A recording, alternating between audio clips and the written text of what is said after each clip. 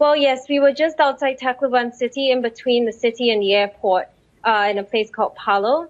And when the storm hit at about 5:30, it was quite unexpected because the storm was actually forecasted to land at about 9 a.m.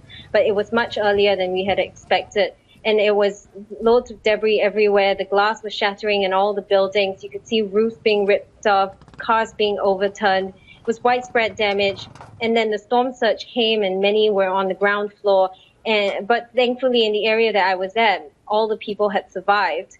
When we went outside the next day, though, that's not the picture that we saw. Many families had left someone behind in their homes just to take care of their belongings for fear of looting. And as a result, many of those people had died. Just going back to what it was like, so it was 5:30 in the morning, early in the morning, still dark, presumably. It must have been a very frightening experience with the wind howling, was it?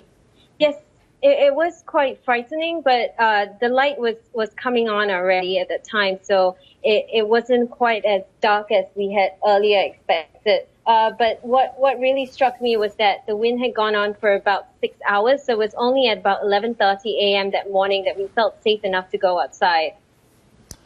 And so when you went outside, you began to talk about that, but just describe to us what you saw. Okay, so just stepping outside, you could see patches completely flattened. There were still buildings that were standing, especially government buildings, but homes of especially the poorest and most vulnerable families were completely flattened. And you could see children and their families coming out just trying to salvage whatever they can from their homes, but really there's nothing left for them to save. And if they had evacuated much later, they wouldn't have brought as many belongings as others would have, which means they're starting from scratch. There's absolutely nothing for them to go home to, and nothing that they have right now. They need urgent shelter, food, water, medical supplies.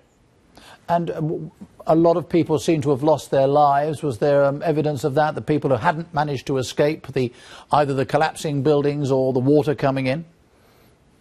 We had to go by foot everywhere, so it wasn't that we could see a lot of the dead bodies that were in the worst affected areas. But along the streets in Tacloban City, we could still see the dead being laid out, waiting for rescuers to come and pick them up.